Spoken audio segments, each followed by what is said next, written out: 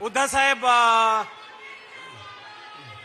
मी आता तुम्ही यायच्या आधीच यांना म्हटलं की मला उद्धव साहेबांचा खूप हेवा वाटतो, कारण आम्ही सामान्य लोक आहोत, आम्हाला आमच्या घरातला कचरा स्वतः बाहेर काढावा लागतो.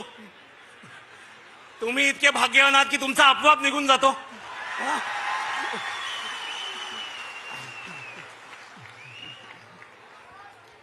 पण मी मगाशी म्हटलं तसं मला असं वाटतं, एक नागरिक म्हणून मला असं वाटतं की आपल्या राज्यात आता इलेक्शन आहेत, हे आपण बंद करून टाकूया. सांगतो मी का.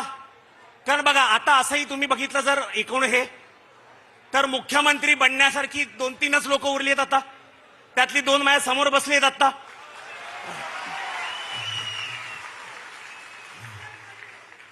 तर जर ऑप्शनच 2 किंवा 3 आहेत, तर मला वाटतं करोडो रुपये का खर्च करायचे इलेक्शनवर.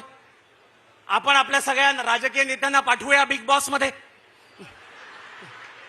तिकडेही वोटिंग आहेच, जे जिंकतील ते मुख्यमंत्री. चालेल, बिग बॉस म्हणून पुढचे मुख्यमंत्री आलेले चालेल म्हणतायत लोक.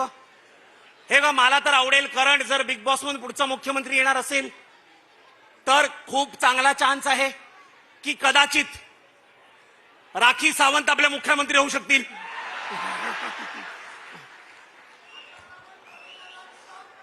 आणि बघा, मी सांगतो तुम्हाला, मी कमेडियन आहे, प्रत्येक गोष्टीचा मी वेगळा अँगल बघतो.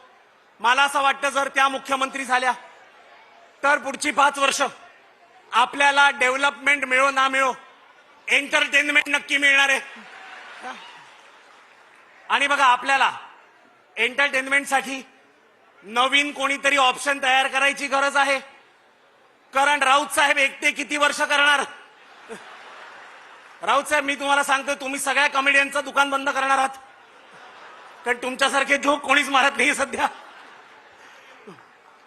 पण मला आता, मी हे का म्हणालो ते पण सांगतो, मला ना आता असं थोडासा विश्वास उडालाय, कारण माझं गाव आहे रत्नागिरीत आहे, आणि आमचा जो रस्ता आहे ना, तो खूप वर्ष झाली तो बनतच नाहीये.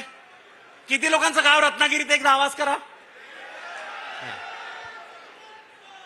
हे बघ, आता जो रस्ता बांधायला घेतलाय त्याची काही गरज नव्हती, कारण आधी ना आपला रस्ता छोटा होता पण चांगला होता, है की नाही. किती लोक जात आहेत लहानपणीपासून त्या रस्त्यावरून. पूर्वी तो रस्ता इतका चांगला होता, तुम्ही तो पिक्चर बघितला होता 2004 मध्ये आला होता तो, नवरा माझा नवसाचा.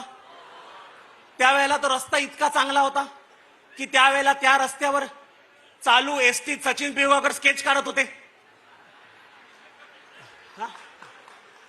आता सरळ लाईन नाही काढतायत त्या रस्त्यावर. आणि आता कोणी रस्ता बांधून देईल ह्याची मी अपेक्षा पण सोडली आहे, कारण जे रस्त्या बांधायचं ज्यांची जबाबदारी आहे ते पेट्रोलमध्ये उसाचा रस टाकण्यात बिझी आहेत.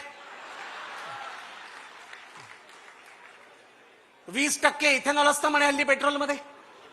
दर 1 लिटर पेट्रोलमध्ये 1 क्वार्टर दारू असते हल्ली आपल्या.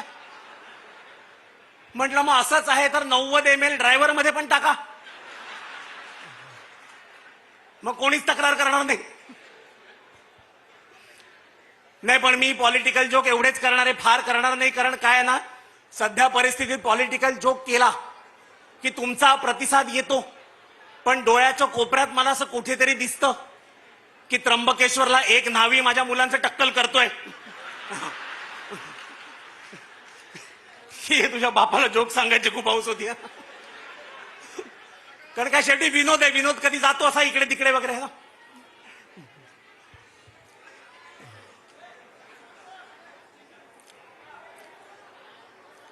आपण जरा लोक सेटल व्हायची वाट बघूया. कंटिन्यू करू. ग्रेट. मला एक सांगा, इकडे इकडे इकडे किती लोकांची मुलं शाळेत आहेत आता सध्या. बऱ्याच लोकांची मुलं शाळेत आहेत. तुम्हाला असं वाटत नाही ही आत्ताची जी पिढी आहे हे ना खऱ्या प्रॉब्लेमशी काही हेच राहिलं नाही वास्तव्य. माझा मुलगा काही प्रश्न विचारतो मला. आता काही दिवसांपूर्वी नवीन गाडी घेतली तर मला विचारलं, बाबा आपण रोल्स रॉईस का नाही घेत. त्याला म्हटलं, बाळा कारण की आपल्या पार्किंग मध्ये बसत नाही. मुलाला काय समजवणार. मी मुलाला नेहमी सांगतो की मला आयुष्यात तितकेच पैसे कमवायचे जितके तुला वाटते आत्ता माझ्याकडे आहेत. तो आता 6वीत गेला, सेकंडरीत गेला. मला परवा म्हणाला, स्कूल बस माझी बदल. म्हटलं का. तर म्हणाला, ह्या बसमध्ये एसी नाहीये. अरे म्हटलं बाळा छत आहे डोक्यावर, म्हटलं आमच्याला बस पण नव्हती, म्हटलं मी भावाच्या सायकलवर पुढे बसून जायचो, त्या पुढच्या रॉडवर बसून असा गेलोय मी 4 वर्ष, दुपारी 12च्या उन्हात 4 वर्ष असं गेल्यानंतर जिथे निसर्गाने उभी फट दिली होती तिकडे आडवी तयार झाली होती. मला वाटायला लागलं होती ती बालपणीची कविता होती, हॉट क्रॉस बन. पण जितक्या लोकांची मुलं शाळेत आहेत तुम्हाला एक एवढं तर वाटत असेल की शाळेची फी खूपच वाढली हल्ली. किती लोकांना वाटतं है ना? हल्ली लाखात गेली आहे फी. मग हल्ली एका वर्षाची फी जितकी असते त्यात आपल्या वेळेला 3 पिढ्या शिकायच्या. माझा एक मित्र आहे, त्याचा मुलगा शाळेत जातो, त्या शाळेची फी 7 लाख रुपये वर्षाची. 7 लाख. मला म्हणाल तुझ्या मुलाला पण टाकतात शाळेत. म्हटलं हे बघ ऍडमिशन घ्यायला काहीच प्रॉब्लेम नाहीये, पण किंड्या फक्त 2च आहेत. दुसरीच्या पुढे शिकता नाही ह्याला, व्हॉट्स द पॉइंट? आणि नाही बघा फी एवढी असली नाही पाहिजे, आपण भरू आई वडील आहोत म्हणून, पण तुम्ही विचार करता हे मुलांच्या ह्याच्यावरती मानसिकतेवर किती फरक पडेल.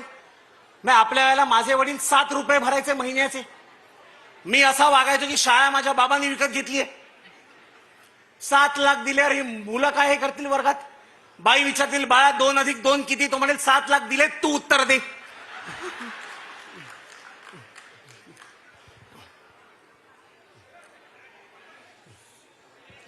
इकडे आली आहेत कोणी यंग लोक आली आहेत, कोणी 30 वर्षाच्या खालची कोणी आली आहेत इकडे? सर तिकडनं हात वर करतायत. सर मला एवढंच सांगायचं, मी चष्मा लावलाय, आंधळा नाहीये. दिसतंय मला आहे ना. आलेत आलेत यंग लोक आली आहेत कोणी?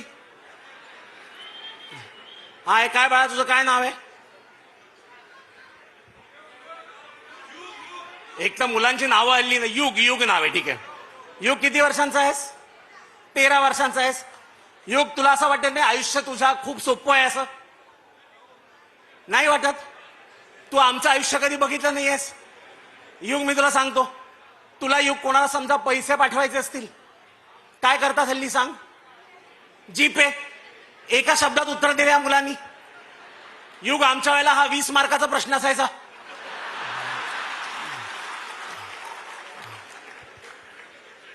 आम्हाला जावं लागायचं बँकेत, तिकडच्या काकूंना आम्हाला पटवून द्यायला लागायचं की काकू मला माझेच पैसे माझ्या स्वखुशीने ट्रान्सफर करायचेत. काकूंचा मूड असला तर त्या फॉर्म द्यायच्या, तो पण असा रेडी टू यूज फॉर्म नसायचा, असा पिवळ्या रंगाचा फाटलेला कागद असायचा. मग वाल्मिकींनी लिहिलेलं रामायण त्याच्याहून चांगल्या कंडिशन मध्ये आहे. त्या सांगायच्या फॉर्म घेऊन जा, समोर झेरॉक्सचं दुकान आहे, 10 कॉपी काढून आण, 1 तू वापर 9 आम्हाला दे. मग त्या फॉर्मवर जगभराचे डिटेल भरायला लागायचे, तुमचं नाव, वडिलांचं नाव, आडनाव. आणि तो फॉर्म पण इझिली भरता नाही यायचा, कारण त्या पेनला दोरी बांधलेली असायची. हे आपले स्टेट बँकवाले पेन वाचवत बसले, तो मारल्या माग नक्की बँक लुटून घेऊन गेला.